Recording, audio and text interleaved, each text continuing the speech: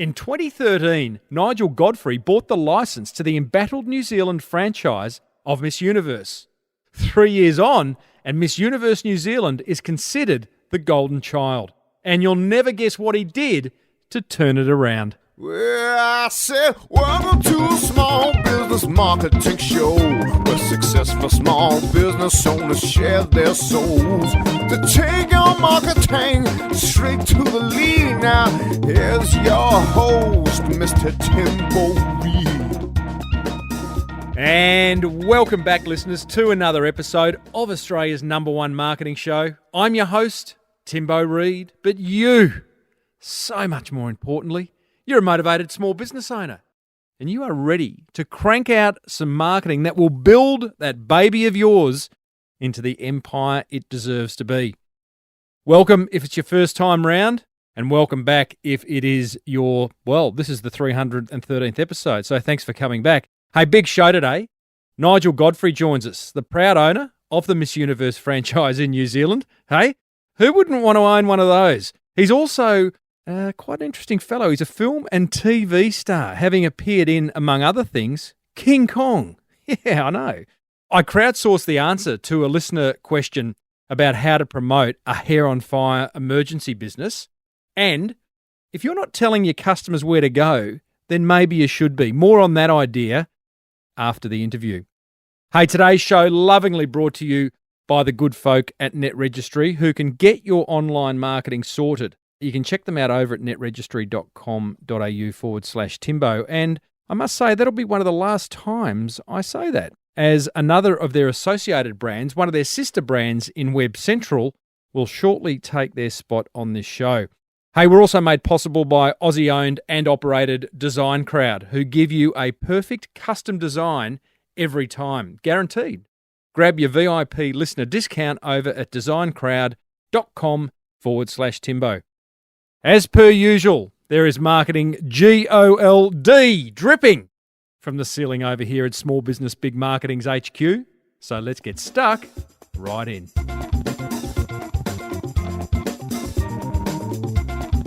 Okay, so raconteur. Probably the best word I've got for this fellow. Nigel Godfrey is our guest today. I sat next to him at a wedding late last year. Got to know him. At the wedding, I had a very nice suit on. Nigel had a suit jacket with a map of the world on it. It caught my eye. I got talking to him, and he was as interesting as his jacket, let me tell you. He's a TV and film actor by trade, having appeared in King Kong and The Climb, Xena, Warrior Princess, Power Rangers, and that old family favourite, Shark in the Park. Yeah, what was that about? He's also spent time behind the camera as a TV producer and floor manager. Oh, and he sung for the Queen and Donny Osmond. He's done it all. But we're here to talk marketing, right? Talking business. 3 years ago, he bought the rights to the embattled Miss Universe brand in New Zealand, and with two business partners, has gone about turning it into one of the leading Miss Universe franchises in the world. And there is a very interesting story that has led to that. I think you're going to love the slightly eccentric Nigel Godfrey as he explains how he's done it. I started off by asking Nigel, who inspires him? I'm very lucky in that one of the shows I produce is the Entrepreneur of the Year for EY here in New Zealand. So I get to meet extraordinary entrepreneurs on an annual basis. And I get to travel with the winner each year over to Monaco for the international final.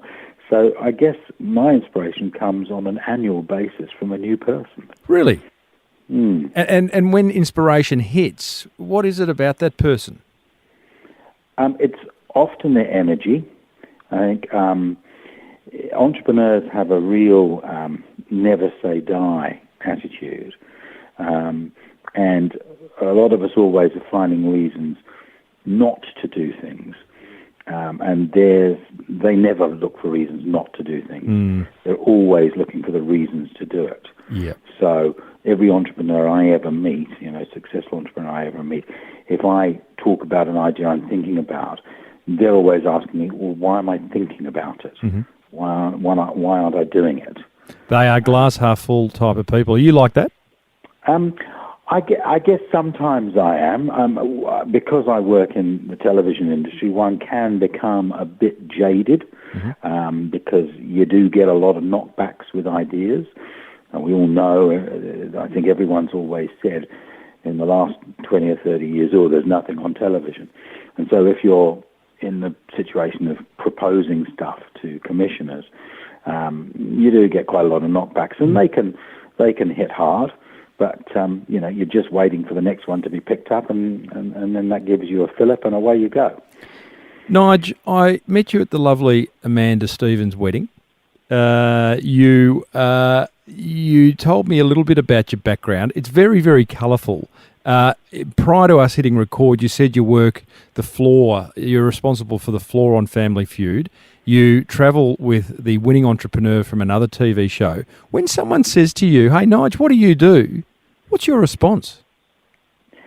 I think I actually say I work in television, because that's probably the fairest and most accurate. But it is quite hard to pin down what I do.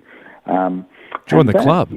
That's a bit of a needs must, really, because living in New Zealand, it's very difficult to. I started out as an actor, and I still act now.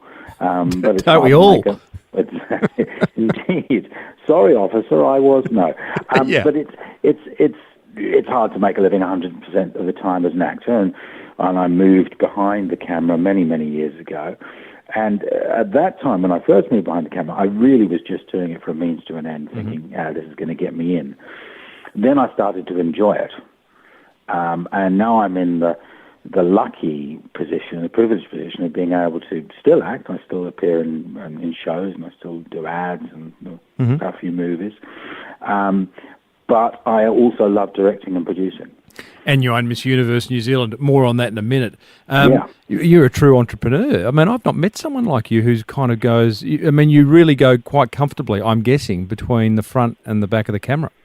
I do. I on my passport, when I was 16 in the UK, and I had to fill out occupation, and I didn't want to put schoolboy, I actually wrote entrepreneur. Nice. And it was odd, because back then, entrepreneur, dirty word. Very dirty word. I do remember a funny story, actually. I do remember interviewing the Russian Entrepreneur of the Year last 2 years ago in Monaco at the international final. Normally, when you say to these entrepreneurs, these big time guys, oligarchs, have you always wanted to be an entrepreneur? They say yes. I used to sell lemonade, from the bottom of the garden, and picked apples and sold them and whatever. They've always been in the blood, nearly always. And I said to the Russian entrepreneur, "Did you always want to be an entrepreneur?" And he said, No. Entrepreneur, no, not good when I was growing up. I want to be cosmonaut, You say you want to be an entrepreneur, you spend time in jail. And I thought that was really interesting, the way that in the Soviet bloc, before the wall came down and before things opened up, being an entrepreneur was an absolutely dirty word, and it was illegal. In fact, in the Soviet bloc, it was completely illegal to have any sort of ideas of entrepreneurship, because of course that equaled capitalism. Well, now even I would say argue 10 years ago here in Australia, and New Zealand would probably be the same, because after all, New Zealand is a state of Australia, isn't it? But I still can't find that bridge. You can't find it? Okay. I've been here for 25 years and I'm still looking for the bridge. But I would argue 10 years ago, entrepreneurship, even then, was a dirty word. Now, I've got 3 teenagers. You ask them what they want to do. They either say they want to be an entrepreneur or they want to be famous. It's an interesting one, because one of the things I struggle with, EY, which is Ernst & Young, now known as EY, they own the Entrepreneur of the Year worldwide, and they run it in 50, 60-odd countries. And one of the things we struggle with, not so much here in New Zealand, but I know in Australia they struggle with it far more, is the recognition of entrepreneurs and the celebration of entrepreneurship. We go crazy over sport. And we talk about sports people whenever they get busted for having too much in a bar. But they're such role models. Well, I don't know who made them role models. They're bloody good at playing sport, but I'm not asking my kid to go up and get fit and run around a rugby field. But we don't look at entrepreneurs in that way, and we should. You know, we should look at people who create wealth and create jobs and look after people, and employ 500-600 people. Totally agree. Make families. We should be celebrating them, and they should be our role models. Can you think of a defining moment to where, you know, that's kind of got you to where you are now, with it you'll always look back on as being, you know, that made me? It's not. I think a lot of people think that it's all about getting a break. And it's not. The film and television business isn't about getting a break. It is about getting a break if you're that one person who suddenly shoots to fame and gets the break. But in fact, for most of it, it's a long, steady plot.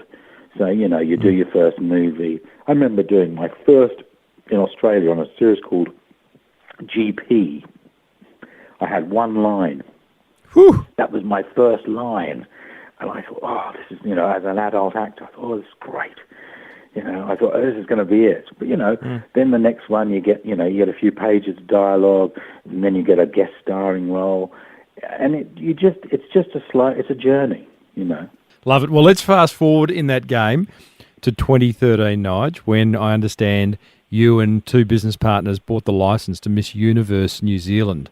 Now, I find this fascinating, you know, the fact that you have a business that is involved with Miss Universe.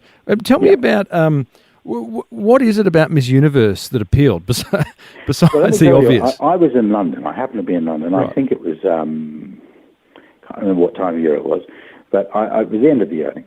And I saw an article in the Daily Telegraph in London about a mess that was going on in New Zealand, and I was just over there visiting my parents. In the crown had been taken off the winner and given to someone else, and someone inside of the event had not been eligible, and someone else wasn't eligible. And I was aware that Miss Universe, you know, had been going down and down and down since it disappeared from television. And I wrote a piece on Facebook, or I think at that time I might have been writing a blog on television, I can't remember. But I wrote a piece, and it basically said, look, love or hate these things. If you're going to do them, you do them properly, or you get out of the road. Because I'm sitting in London, and this is making us look stupid as a country. And somebody rang me, who I knew, and said, well, you make, you know, large-scale television programs and work on some of our biggest shows, because I've worked on Idol and to X Factor. I said, well, why don't you do it? And I went, well, all right, then I will. And I threw a prop together with a couple of other people who were kind of in what I call pageant land.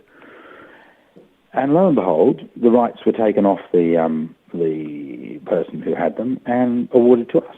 We were awarded the license. And at that point, I thought, what the hell have I done?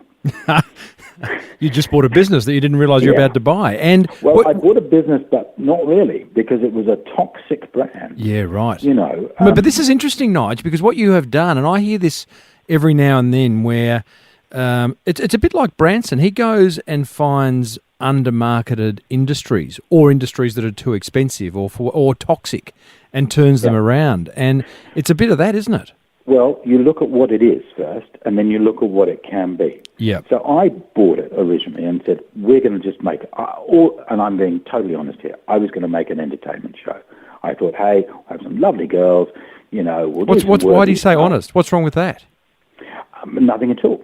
But I'm saying because I'll explain that my motivation behind being involved in this universe has since changed.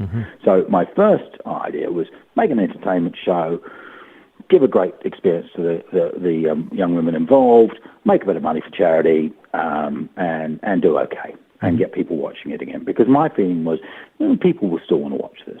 I didn't believe that people didn't want to watch it.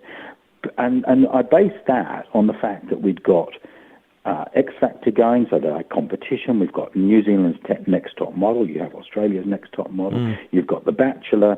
You know, all of those sorts of shows. And I thought, well, hang on a minute, that we're giving a title away here to represent the country. There's got to be more to ours than there is to these other ones.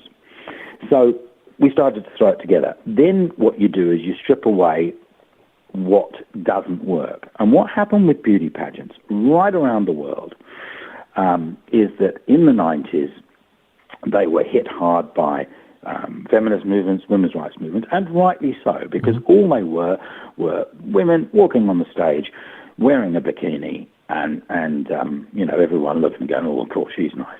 And I would say that in Australia they haven't moved on too much since then. I don't think I would be wrong in saying the lucky country they call Australia. Yes, lucky, yes. And so I looked and thought, well, that's not what New Zealand wants. They don't want to see this. They want to see girls. Yes, there's nothing wrong with physical attraction, but beauty. But there's got to be more. There's just got to be more to these women. So the first thing I did was say, well, what we're going to do first is we're going to get rid of the bikinis on the stage. And every single person in what I refer to as pageant land, so the Miss World organisation over here, anyone who'd been involved, they said, you're mad, no one will come to your show. Oh, I've just picked myself up off the ground. Bikinis off the stage. No bikinis in Miss Universe. Yeah, no bikinis on the stage in Miss Universe. Yep, you heard right. Nigel's big idea to turn Miss Universe New Zealand around was to remove bikinis from the stage. Now, personally, I don't get it. Don't get me wrong. I like removing bikinis, but from the stage of the world's biggest beauty pageant? Is he mad? I don't know. We'll find out shortly. Before he reveals the method in his madness, here's a word from a couple of businesses that know exactly what they're doing to help grow yours. The Small Business Big Marketing Show is grateful for the support of Aussie-owned business designcrowd.com, the world's #1 custom design marketplace where it's beautifully simple and cheap, I love cheap, to get a design you love guaranteed. I asked founder Alec Lynch what problems Design Crowd solved for us small business owners. Buying design has traditionally been an expensive process, a slow process, and a risky process. Design Crowd's crowdsourcing solution fixes those problems. DesignCrowd.com, a faster, cheaper, more creative way to get a custom logo, graphic or print design for your business. For a special VIP offer that can save you up to $100 on your first design, visit designcrowd.com/Timbo. Get on Timbo's mailing list over at smallbusinessbigmarketing.com. Support for this show comes from Netregistry, a one-stop shop for getting your online marketing sorted. Verity Ma, their Chief Marketing Officer, recently told me this story of a very happy mechanic. So one of my favourite stories of customers that I heard was a salesperson was talking to a mechanic, and he was talking about what sort of email he would like to have and what kind of hosting, whether he wants cloud or cPanel hosting. And the mechanic just said, look, I don't care, build my website, here's my phone number, make my phone ring and send me the bill. And that was the last we heard of him. He didn't provide us content. He didn't provide us any details about his business.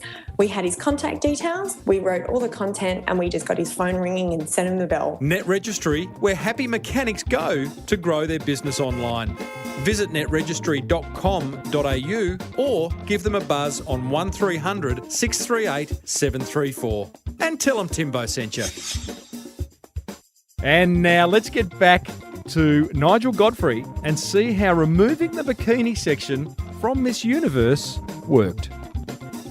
Well, I looked at it and I thought, you want to see bikini girls strutting around in bikinis on the stage? Go to a club, go to the club up the cross. But it's not really what I watched Miss World I was actually involved in it back in the the day in the 80s, and we used to sit at home as kids watching it with the family, and where's Turks and Caicos? Oh, that's nice, isn't it? It was a show the family sat down to watch, and I was thinking, well, right, I've got to turn it into an entertainment special. Now, we had to still include swimwear, but there's an ad, which I think you've probably got in Australia, and we certainly have it here, where a guy walks up from the beach and he's wearing togs. Then he crosses the road and he walks into a shop and it's like inappropriate, completely appropriate for the beach. Wear them somewhere else, not the right thing. So I thought, well, what do we do? Let's take all of our fineness, let's go somewhere interesting, like Thailand, and shoot a bikini calendar, shoot a swimwear calendar, do it tastefully, and film that, and when we come to the swimwear section, go, you want to see the girls in swimwear? This is the swimwear. Righto. And a competition that previously was held in, the back room of a hotel with maybe 100 paying guests, turned into a sellout at Sky City Theatre in Auckland and back on the television. So go on. That's how we did it. Now, admittedly, along the way, I brought a whole load of other elements into it. Mm-hmm. So we got rid of all the regional competitions. We have auditions. We call them Stiletto Camp, where it's all about growth. You're there for 3 days. You have nutrition workshops. You have dance, choreography, media training, public speaking. You have a photo session. Before you share the other things, I'm fascinated to know what you did to turn it around. But just take me through the process, because I know there'll be listeners tuning in who have businesses that are a little bit toxic right now, that are underperforming. Talk me through the process. Did you go, this is what Miss Universe currently isn't. This is what's missing. These are the bits that need to go. And what did you whiteboard it? Did you and your two partners sit around? That's a very interesting. So there were 5 partners at start with, 5 people who came into our consortium, and we had a meeting. And I started with a whiteboard, and I wrote everything I knew, because there's no Bible. We weren't given a Bible from the previous franchisee. They wouldn't even release the website at the time. So we were starting running. So I wrote everything that I knew about Miss Universe on that board. And slowly I rubbed every single one of those off, saying, we don't want that, we don't want that. And I was left with 2 words at the top, and they were Miss Universe. And I turned to everyone, I said, so that's what we've got. We've got a premium beauty brand that we own, and we've got nothing else. Was there anywhere else you could look, another country, that was nailing it?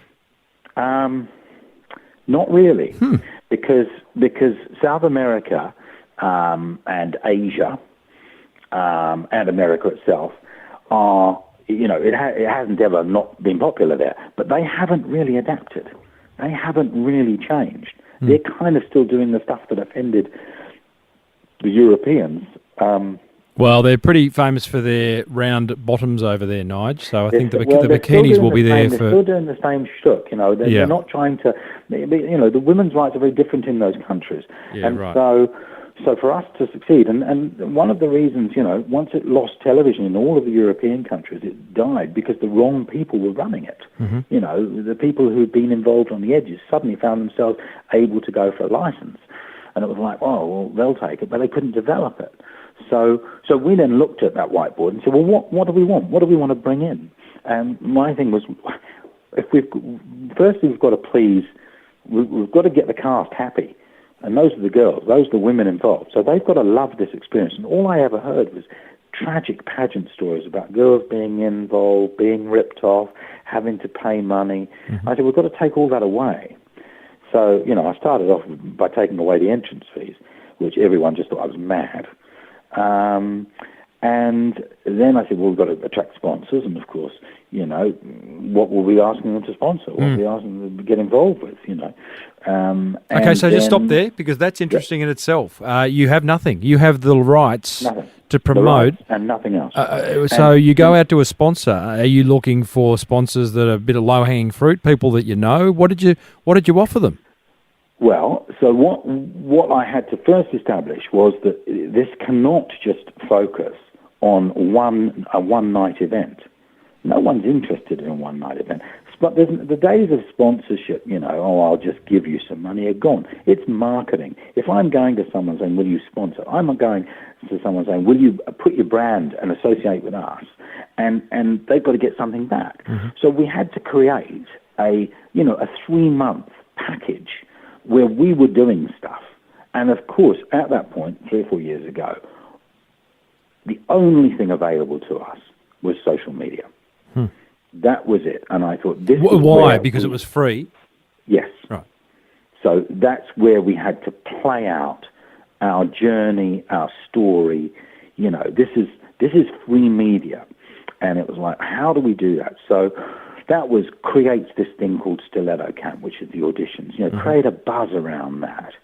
And one of the most extraordinary things was when we announced the top 20 the first year. And we did that. It's going to be announced on Facebook at 8 o'clock on Sunday in June or whatever it was. And I thought, well, I'm sure this will get a few views. And we put it up, and I've never seen anything I've done on Facebook click like it did. So every time I refreshed, there were another 200-300 views. It got to 5,000 views. It got to 10,000 views. I'm ringing my business partner, and I said, have you seen this? Have you seen what's going on? It stopped at 57,000 views. This was for a company at the time. I think we had about 700 likes on our page. Nice. And so we're looking at this thinking, this is what really, when something goes a bit viral, that's what happens. Then we realized the power. And so we harnessed that power by all of our 20 finalists were given their own Facebook page, which we manage, they can contribute to. All our sponsors are then hit across all of those pages. Then we started, the next year, we put a lot more video onto our Facebook page. Then we set up our YouTube channel. And all of these things started to grow. And, the figures that come back from social media, we suddenly started to realize, because I was talking to people who were far more into marketing than I was, and I was telling them, well, we have a reach of 674,000 for the month before. And they were, but what? And I was, well, that's good, is it? And they're like, yeah, that's valuable. That, you don't give that away. Was it just Facebook that you used? Yeah. Wow. It was totally just Facebook. We now use Instagram, what I do, I'm good at creating a post, but I'm not good at knowing how to, exactly how to get it and what to do. And so, you get the right people involved. Yep. And there are those people out there who can say, don't post at this time in the morning, post at that time. Don't this many words, put that many words. How do you get the right people involved, Nige? Because you're essentially a startup. You've gone and bought this license. How much was the license, Nige? No one listening. How much was it? It runs into it's over 10 grand. Okay, all right. Interesting to know. Thank you for sharing that, because you're a startup. You've paid over 10 grand for the license. I'm guessing you don't have deep pockets to find these people to manage your social media. We're funding it from cash flow. You're then funding the audition process. Right. And we're doing auditions right around the country. Right. So you're getting pretty nervous at this stage. And we're flying a team around the country. So we've decided that we're going to do these auditions, and the auditions are going to be such an amazing experience for everyone. That the media generated from all those individual girls is what we're after. So I said, if we break even on the auditions, great. So there's cost around there, and I think the audition process cost us about 20 grand. Have you got sponsor funds coming in at this stage, or are you self-funding? No, we're self-funding. So we're self-funding from, in the first year, from our own pockets. And then we did bring an entry fee in into the second year and the third year, because we just realized we were giving these extraordinary. I mean, my kids came home one day and said, "Oh, Dad, I want to go on a geography field trip to Hawaii." And I said, "How much is it?" And they said, "It's $6,000." And I thought, well, I'm taking young women who are 18, 19, up to 25 away to Asia for 9 nights and 5-star accommodation, and I'm charging them $500. What am I thinking? And they're all learning, so, What's the entry fee now? There's two things. One, you pay to come to Stiletto Camp, which is a 3-day experience. If you're outside Auckland, we put you up, and that costs you $279. And if it was a workshop, we've compared it to workshops, the sort of other 1-day workshops, and ours is a 3-day. A similar workshop would cost about $600 a 1-dayer. Right. And we do it for $279. We can do that because we're pretty guaranteed on numbers. But the great thing is, it's not about one person talking to these girls. I've got, a choreographer who's worked with Chris Brown and Beyonce. I've got a great photographer who's going to take their photos. They get to keep those. We get a whole load of sponsored product in a goodie bag to give them to take away. Nige, on Stiletto Camp, do the girls need a marketing session? Like, do they need to be sat down and someone brought in for an hour to kind of... We do talk. We talk to them about... Yeah, right. You do. But you don't know much about marketing. What about getting a marketing professional? You'd love to come, wouldn't you? You'd love to come. Is that an invite? I'm not. I didn't know you'd picked up. Happening. The only thing is, it's next week. You're not going to believe this, but I can cancel everything next week. It's unusual, but I can. Hey, was there a moment when you got the wobbles? where you've gone, or you've just looked at yourself or your partner or someone and gone, what the have we done? I think, we haven't cleared a lot of money. We turn over a lot of money, but we haven't cleared any money in the first 3 years. We haven't breaking even? We're breaking even. This year we should make some money. And I think, and last year when we didn't make a lot of money, I thought, why are we doing this? Mm-hmm. And one of the reasons, both myself and my business partner agreed that we're doing this, is because the journey that the semi-finalists and then the finalists go on changes their lives. See, a lot of other pageants, they'll do the pageant, they won't win, and they won't want to talk about it, and they won't want to go near it. We have girls that want to enter again, and they all become part of a family, they become part of the alumni, and it's a big family. And, a lot of the girls who've entered have come back to us and said, I've just had a promotion at work, I now address meetings. I wouldn't have even stood up and spoken at a meeting before. And that is incredibly rewarding. The other thing that is really rewarding is that I brought in something called the Entrepreneurial Challenge. Uh-huh. So they have to, each girl has to run some sort of event. It could be a party, it could be a high tea, it could be a fashion show, it could be a sausage show, it could be anything. But they have to run this event.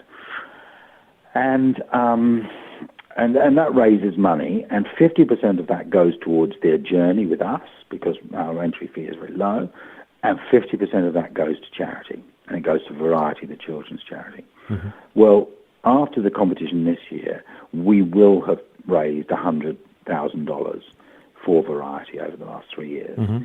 and that's actually really quite rewarding, because $100,000 is $100,000 anyone's money, yep. And that helps deserving Kiwi kids. And it's worthwhile.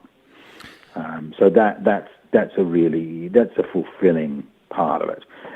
We've attracted great sponsors now. Honda is one of our sponsors, so our winner gets a car. I remember the States said to me, it was under Donald Trump at that time, and the licensing coordinator in New York. I was in New York having my sort of annual meeting with him, and she said, "Man, you give your winner a car. We can't even get a car." And so, that was nice. No, I'm sure they can get a car.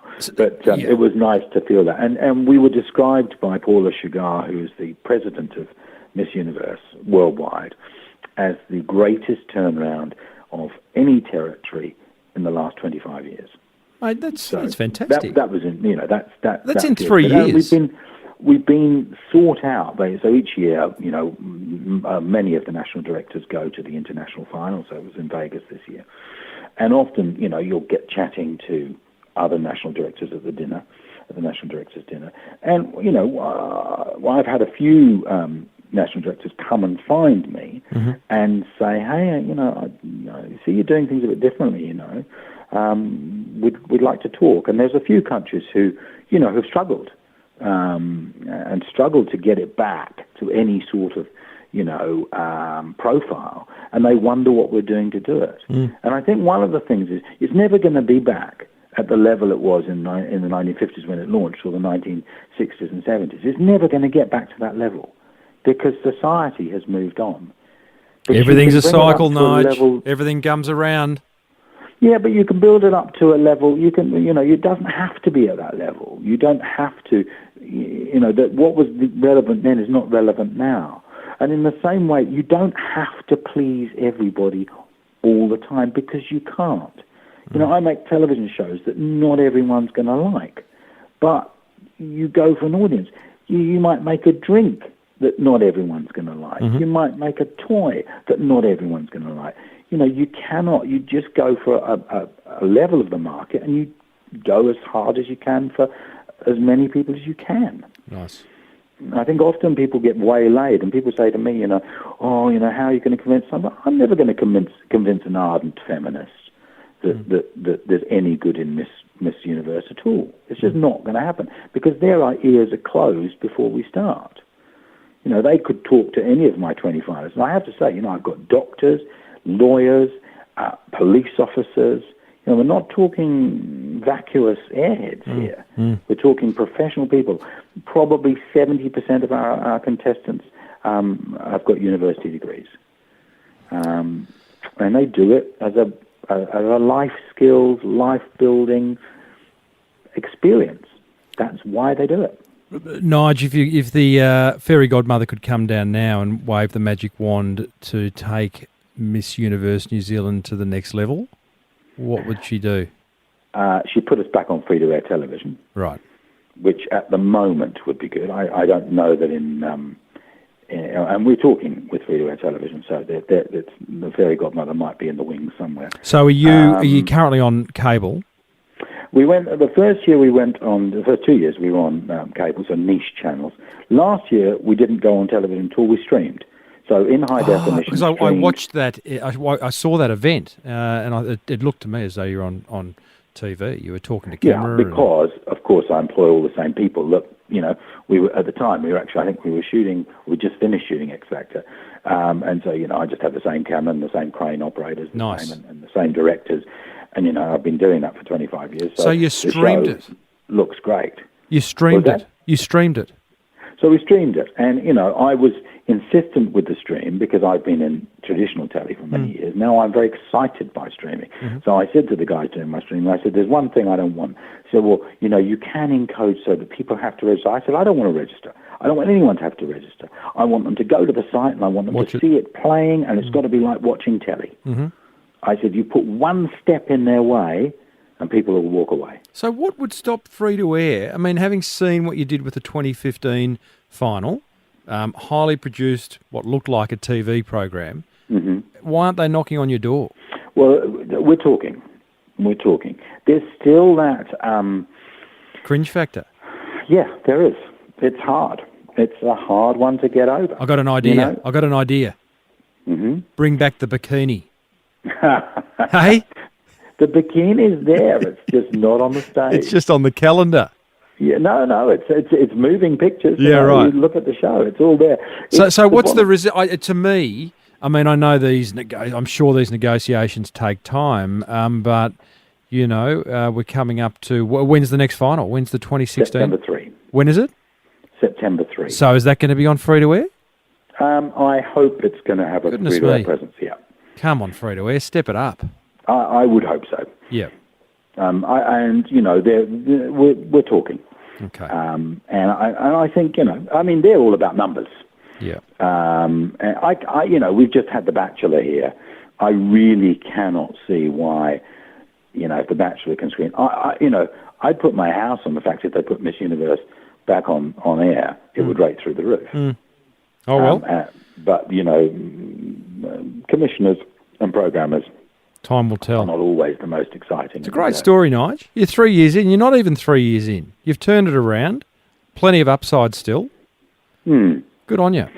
I think it's an exciting. It's exciting. It's actually exciting to take a brand and that has got problems. Yes. But underlying that, it wasn't the brand that had the problems. It was the way the brand was executed. And I think I've seen that, with a lot of the entrepreneurs I've worked with. They talk about timing, and they talk about people. Yeah. You also, what I've found is you can't do it all yourself. You must bring people in their areas of expertise, and you must trust them and just get them to get on with things too. That can sometimes cost, but you mustn't be afraid to shell out a bit to make something work. The days of the one-arm paper hanger, it's not going to work. Well, I was going to wrap things up by asking you for a bit of business advice for those listening, but you've just given it to us, so thank you for that. Now, if people want to go and check out Miss Universe New Zealand, the website is? www.nextmissnz.com. And why couldn't you use Miss Universe in that? Well, there's another interesting tale. So when we took the license, the previous person who had the license, refused to release missuniverse.co.nz. Wow. And in fact, they had no right not to release it, because we're not allowed to own Miss Universe. Anything with Miss Universe, it has to be owned by Miss Universe international, and then they would allow us to use it. But this person just refused. So we got in touch with the company that was hosting, and we sent them a copy of our contract, our license holding contract, and which clearly stated. And they said, well, what do you make of that? And I said, well, hang on a minute. When this person applied for this domain name, there's a bit in there in every form that says, any reason you shouldn't be able to own this. And they've ticked no, and you've accepted it. Now we're proving to you that actually they can't name it. So you have a duty to take it down. So of course they took it down, and I said, well, now you have to give it to us. And this company hosting said, well, no, we don't. I said, so this is like me telling you that the car's stolen, and you taking the keys off the person who's stolen the car, but leaving it on their driveway. And I said, you know what, we'll get it back, but I haven't got time to waste. Yeah, right. So I turned to my partner and said, we just have to go with something else. Good on you. I like that attitude. NextMissNZ.com. And in fact, we now have those domain names back, but NextMissNZ.com, it kind of works. So we just stick with it. Everyone over here knows our "Keep Calm and Wear a Tiara" slogan. We just went, we've created a brand that we're sticking with that. Love it. That's a great story to finish on, Nige. Now, mate, hang on the line because I have got some dates free next week for Camp Stiletto. But thank you for sharing a lot of marketing gold. Pleasure. Well, there you go, team. Nigel Godfrey, Miss Universe New Zealand, a.k.a. the bloke who removed bikinis from the world's most famous beauty pageant. Now, I hope you enjoyed it. I've got my top 3 attention grabbers thanks to Netregistry, who get your online marketing sorted, and designcrowd.com, who get you a design you love every time, guaranteed. Attention grabber number 1, we need to celebrate our entrepreneurs, the way we celebrate athletes and socialites. Let's lose the tall poppy syndrome, Australia, and maybe the rest of the world, and start to place on pedestals people who create extraordinary businesses. They're great role models for everyone. I love talking to my kids about them. I'm sure you love reading about them, hearing about them, so let's celebrate them. Attention grabber number 2. If you find yourself with a toxic business where things aren't coming together, then pull out the whiteboard and mind map all its different parts. Make hard decisions around what or who to keep and what or who to let go of. It seems to be what Nigel did to turn Miss Universe New Zealand around. Attention grabber number 3, you can't please everyone, team. If you try to, then you'll be nothing to no one. Pick a niche, I've spoken about this before, and chase it down the rabbit hole. A niche that's an inch wide and a mile deep. They'll love you, even if no one else does. Hey, what grabbed your attention? Head over to smallbusinessbigmarketing.com/313 and let me know. So I came across what I think is a pretty cool quote from 1920 from self-help author Robert Collier. Here's what he said, quote, "Tell him what to do. Tell him to put his name on the enclosed card, stamp it and mail it. Or pin his cheque or dollar bill to this letter and return it in the enclosed envelope." End quote. Now the lesson there, we need to be told what to do. Just ask my wife. She's telling me what to do every single day of the week. You do this, you do that, hey? But we do need to be told what to do. Nothing's changed. One of the fundamentals of marketing is be sure to have a clear call to action, a CTA, if you deal in acronyms. On every piece of marketing you create, just look at eBay's add to cart button. You can't miss it. What do they want you to do when they're on one of the pages? They want you to add it to the cart and buy it. Businesses like eBay research this stuff to within an inch of its life. So we don't have to recreate it. Just follow what the big guys do. Ask yourself, what do you want someone to do having read, watched, or listened to a piece of your marketing? That goes for every ad you create, your business card, every page on your website, a social media post, whatever it is. What do you want someone to do? The obvious answer, I know, is to buy from you. But buyer behaviour isn't that simple. There may be a few steps in between your marketing and someone buying from you. So consider these other call to actions. Ask them to register their interest, give you their contact details like an email or a phone number. Maybe you want them to share what they've just read or watched via social media. I'd love you to do that right now. Share this podcast on your Facebook. I'd love that. Pay it forward. That's my CTA. Maybe you want them to attend an event. Whatever you want them to do, be sure to make it crystal clear. Spell it out. Hi there, it's Dr. Jesse Green from drjessegreen.com, and I'm the host of the Savvy Netters podcast. Just a short little message to Tim Reid. Mate, I just want to say a big fat thank you for writing The Boomerang Effect. It is a book of gold. I've read it cover to cover twice. I constantly dip into it, and the way you've dissected helpful marketing and made it practical and easy to implement, I'm really sure that this book is going to become the marketing Bible for small businesses globally. It is that good. So, mate, again, I just want to say a big thanks for putting this together. It's massively valuable, and I'm certainly going to be handing it out to all the guys in my community, and you know, I know they're going to love it. Fantastic work, mate. Keep it up. Talk to you soon. Hey, thanks, Dr. Jess. Very kind words, buddy. Love your work. And if you'd like to grab a signed and personalised copy of my book, The Boomerang Effect, head over to smallbusinessbigmarketing.com.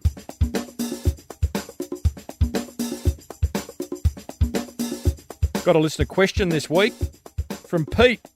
Pete Nichols is his name. G'day, Pete. Thanks for sending in your question, mate.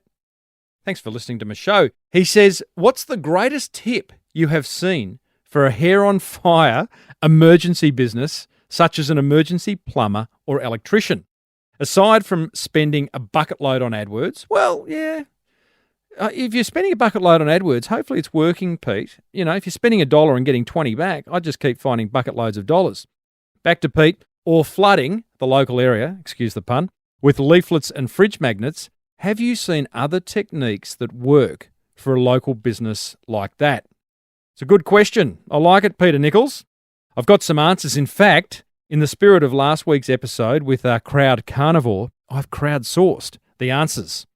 So here's some ideas for an emergency hair-on-fire type business. Number one, cover your car in fridge magnets and park it somewhere where there's high foot traffic. Ever seen that? Where a car is just covered in heaps of fridge magnets, people peel them off as they walk past. I like that one. That was my idea. I haven't got to the crowdsourcing yet. Another one of mine is to place a sticker somewhere obvious on the appliance. So when the hot water service breaks down or the lights go out, there's a sticker for that tradesperson right there to be contacted. Listener John Horse says a simple, fast, beautiful, responsive website. Lee Young says hold interactive sessions at schools around electrical safety, where the Sparky comes in, makes the kids laugh and scream and cry about the dangers of electricity, and then sends them home with a special offer for mum and dad. Hunter Leonard. G'day, Hunter. He's a mate. He's got Blue Frog Marketing. He's a good marketing guy, Hunter. He says hair-on-fire emergency businesses should go and attend to the problems of famous people. So like go and fix the Kardashians' bathroom sink that's clogged with hair. Or how's this one? Prime Minister Malcolm Turnbull's toilet on the election bus. Geez, there wouldn't be any hair in that, that's for sure. He hasn't got any. Don't know what else would be in there. So opting for fixing a famous person or famous blogger's drain and then getting them to tell the world about it could be a nice piece of effective marketing. And Brendan McNally says get clear on your keywords like block drains, burst hot water services, and create individual landing pages for each of those keywords. Yeah, that's a good idea. And don't forget, I'll add to that, create quality, helpful content. I talk about this in the Boomerang Effect all the time on your main site. Helpful content around, after hours emergencies, how to reset the safety switch or how to turn off your mains water. Create content that people can use, and I promise you they'll love you for it. Hey, thanks, Pete, for that question, and to those listeners who provided their ideas. I do love a bit of crowdsourcing. I might do that going forward. If you've got a marketing conundrum, leave a review on the iTunes store. Include your question. All right. There was a bit to cover today. Hair-on-fire emergency businesses, Miss Universe, bikinis or no bikinis. What do you reckon? Still reckon they should bring them back. But anyway, they haven't gone entirely. I get it. Plenty of marketing gold coming your way in the weeks ahead. Be sure to use Design Crowd to get pretty much anything designed. A typical project receives 60 to 100 plus designs from designers everywhere. Grab a VIP listener discount over at designcrowd.com/Timbo. And Netregistry if you need your social media managed, or maybe you just need to register a domain name. There's some great deals over at netregistry.com.au/Timbo. Hey, a big thanks to Jay Mueller, my wonderful new producer from badproducerproductions.com, for pulling this episode together. And to piano man, well, organ man really, Lockie Doley, for making my bed, my music bed, that is. Check him out over at lockiedoley.com. You want to surround yourself with other motivated business owners? Join the Small Business Big Marketing Club over at crankmymarketing.com. And if you need a speaker for an upcoming event, guess what I do when I'm not podcasting? Yeah, I know. Speak at events. I'm about to go to one tomorrow, actually, in Bris Vegas.